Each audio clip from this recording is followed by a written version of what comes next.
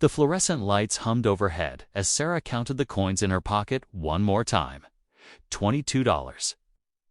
That's all she had until Friday, and today was only Monday. The young black woman stood behind the register at Miller's Grocery, her worn uniform hanging loose on her thin frame. She'd been awake since 5 that morning, and exhaustion pulled at her like gravity. Outside, the Illinois winter bit hard. Snow had been falling for days, turning Brookfield into a frozen maze of gray slush and bitter wind. Sarah watched an elderly white man push through the glass doors, moving slowly, carefully, like each step required negotiation with his aging body. His wool overcoat had probably been expensive once. Now it hung on him like a memory, frayed at the elbows, missing a button. The old man moved through the aisles with deliberate precision. He picked up a can of soup, read the price, put it back. Picked up another one, studied the label, set it down. His hands trembled as he examined each item, doing calculations Sarah recognized all too well. The math of poverty, the arithmetic of survival. 15 minutes passed before he approached her register. In his shaking hands, 1 can of chicken noodle soup, a small loaf of bread, and a bruised banana marked down to 30 cents. The banana nobody else wanted. Sarah had been staring at it for 2 days, wondering who would finally take it home. "Good morning," she said, forcing brightness into her voice. The man looked up, and Sarah saw intelligence burning in those tired blue eyes. A lifetime of knowledge trapped in a failing body. "Good morning," he replied, his voice rough but educated. The kind of voice that belonged in a lecture hall, not counting pennies at dawn. "That'll be $7.43. Sarah scanned each item slowly, giving him time. She watched as he pulled out a worn leather wallet, the leather cracked and splitting at the seams. Inside, mostly pennies, a few nickels, some dimes, 1 crumpled dollar bill. The man's hands shook harder as he began counting. He laid the coins on the counter one by one, his lips moving silently, his jaw tight. Behind him, the door chimed. A businesswoman in an expensive suit rushed in, grabbed coffee, got in line. She checked her watch, sighed loudly. The old man's fingers fumbled, and a penny rolled off the counter, bouncing on the floor with a tiny, devastating ping. He bent down slowly, painfully, while the woman behind him exhaled through her teeth. "Come on," she muttered, not quite under her breath. "Some of us have jobs to get to." The man straightened up, his face flushing red. $6.58. He stared at the pile of coins, then at his groceries, and Sarah watched something break in his expression. "I'm sorry," he whispered, his voice barely audible. "I thought I had enough. I'll put back the soup." His trembling hand reached for the can. This wasn't about 85 cents. This was about dignity, dying in public. This was about a man who had probably never counted pennies in his life, now having to choose between bread and soup while a stranger sighed impatiently behind him. Sarah didn't think. She just moved. Her hand went to her wallet, pulled out a wrinkled dollar bill.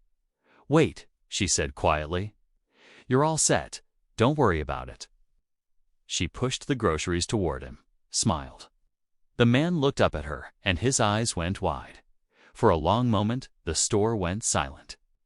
"I can't," he said, but his voice cracked. "I can't let you do that." "It's already done," Sarah said gently. "Have a good day, okay?" The old man stood frozen, every instinct probably screaming at him to refuse, to maintain whatever pride he had left.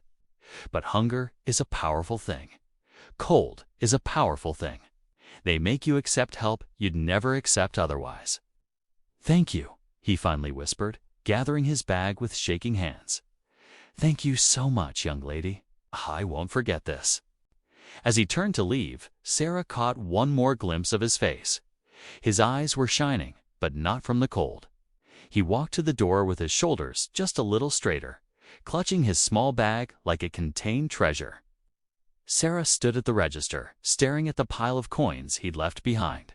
$6.58 in pennies, nickels, and dimes. She carefully counted it, bagged it, put it in the lost and found, just in case he came back. Her phone buzzed. Another message from her father. "Did you send it yet?" She looked at her wallet. $22 now. She had just given away one of her last $23. Any rational person would call that stupid. But as she looked at the empty doorway where the old man had disappeared, she didn't regret it, not even a little. She thought about his eyes, about the way his voice had cracked when he said thank you. She thought about how he'd been willing to put back the soup, to go without, to preserve whatever small piece of dignity he had left. Sometimes 85 cents isn't just 85 cents. Sometimes it's everything. What Sarah didn't know was that someone had been filming. Sandra Chen, standing behind the businesswoman, had pulled out her phone and recorded the last 30 seconds. The moment Sarah pulled out that dollar bill, the moment the old man's eyes filled with tears, the moment kindness happened in the cold fluorescence of a grocery store at dawn. Sandra posted it to Facebook with a simple caption, "This is what kindness looks like." By that evening, the video had 5,000 views. By the next morning, it had gone viral. But Sarah knew nothing about this as she finished her shift and walked home through the snow, her thin coat doing nothing against the wind. Meanwhile, across town in one of Chicago's most exclusive senior living facilities, a nurse named Patricia was making a frantic phone call. Harrison Caldwell had been missing for 5 days. 5 days of sleeping in bus shelters and eating cold soup from a can. 5 days of freedom that felt more real than 2 years of expensive captivity. And in a glass tower overlooking Lake Michigan. Lucas Caldwell was about to see a video that would shatter his carefully constructed world. His phone buzzed. A text from his assistant, Jennifer. "You need to see this now. It's your father." Lucas looked down at the screen and felt his heart stop. There was his father, the brilliant professor who'd raised him alone, the man who'd sacrificed everything, counting out pennies at a grocery store. Being helped by a young black woman who clearly had nothing to spare. Lucas watched his father's eyes fill with tears, watched him whisper thank you like a prayer. 20 minutes later, Lucas burst through the doors of Miller's Grocery like a man possessed. "Where is she?" "The girl who helped the old man. I'm his son. I need to find her." Margaret at the register pointed to Sarah, stocking shelves in the bread aisle. Moving with the efficient exhaustion of someone who worked 2 jobs and slept for hours a night. "I'm Lucas Caldwell," he said breathlessly. "Harrison Caldwell's son. I saw the video. I need to know where my father is." Sarah turned, and Lucas saw wariness flash across her young face. "He's safe," she said carefully. "That's all you need to know." "Please," Lucas heard the desperation in his own voice. "I've been looking everywhere. I just need to know he's okay." Sarah studied his face, weighing something. "Where were you when he was eating cold soup at a bus stop? Where were you when he was sleeping in shelters? Where were you?" Each question hit Lucas like a physical blow. "I didn't know," he said. "I thought he was safe at the facility." "You thought wrong," Sarah said sharply. "Your father has been on the streets for 5 days because he'd rather freeze than stay in that place." "Did you ever actually ask him if he was happy there?" Lucas opened his mouth and closed it again. The honest answer was no. He'd told himself his father was being cared for, that the facility was expensive and luxurious, that Harrison should be grateful. He'd never actually asked if his father wanted to be there. "Please," he said quietly, "just let me see him." Sarah looked at him for a long moment, then sighed. "He's at my house. Give me 10 minutes to get there first. I want to warn him you're coming." Lucas felt tears burn his eyes. "Thank you. Thank you for taking care of him." Sarah's expression softened slightly. "He's a good man. He deserves better than what he's been getting." 10 minutes later, Lucas stood on the porch of a house that was falling apart. Peeling paint, sagging steps, windows covered in frost. This was where his father had found refuge. This was where a girl with $22 had taken in a homeless stranger. Sarah opened the door, and Lucas stepped inside. Harrison stood in the living room, wrapped in a blanket, looking smaller and more fragile than Lucas remembered. But his eyes were sharp, aware, present. "Dad," Lucas said, and his voice broke. Harrison, his son, said quietly. For a moment, neither moved. Then Lucas crossed the room in 3 quick strides and pulled his father into a fierce hug. "I'm so sorry," Lucas said, his face buried in his father's shoulder. "I'm so sorry." "It's all right, son," Harrison said, but Lucas pulled back, tears streaming down his face. "You're not all right. You were homeless. You were eating cold soup at bus stops." "Dad, how did I let this happen?" "You were busy," Harrison said simply. "You have an empire to run." "That's not an excuse," Lucas said. "Nothing is an excuse for not noticing my own father was suffering, for not asking if you were actually happy." "Dad, why didn't you tell me you hated it there? Would you have listened?" The question was gentle, not accusatory, but it hit its mark. Lucas flinched.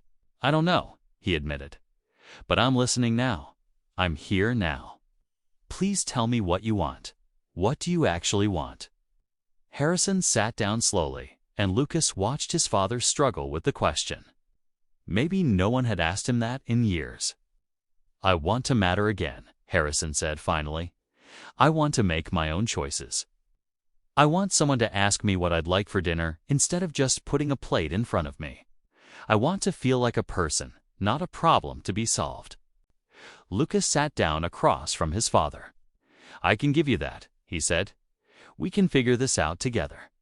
What if you moved in with me?" "Lucas, you're never home," Harrison said. "You work 18-hour days. I'd just be alone in a different place." "Then I'll change," Lucas said. "I'll work less. Dad, I built this company for you, to make you proud. To prove that your investment in me wasn't wasted. But what's the point of any of it if I lost you along the way?" Harrison's eyes filled with tears. "You didn't lose me. I'm right here." "Barely," Lucas said. "I almost lost you." "And for what? Another merger? Another board meeting? Another $1 million I don't need?" He shook his head. "I've been so stupid. I kept telling myself I was too busy, that the company needed me, that you were being taken care of. Oh, but the truth is, I was scared." "Scared of what?" Harrison asked softly. "Of watching you get older," Lucas said. "Of facing the fact that you're not invincible anymore. Of dealing with my own mortality by proxy. It was easier to pay for golden horizons and tell myself that was love. But all I did was warehouse you, so I didn't have to deal with reality." The room was silent except for 2 men crying. Sarah stood by the door, feeling like an intruder on this private moment but unable to look away. Finally, Harrison spoke. "I thought you were ashamed of me, of what I'd become." "Ashamed?" Lucas said. "Dad, no. Never. You're the smartest, strongest person I know. You raised me by yourself. Put yourself through grad school while working 2 jobs. You're my hero. You've always been my hero." "Then why did you lock me away?" Harrison asked. "Because I thought that's what good sons did," Lucas said. "They made sure their parents were safe and comfortable. But I was wrong. Good sons listen. Good sons pay attention. Good sons show up." He reached out and took his father's hands.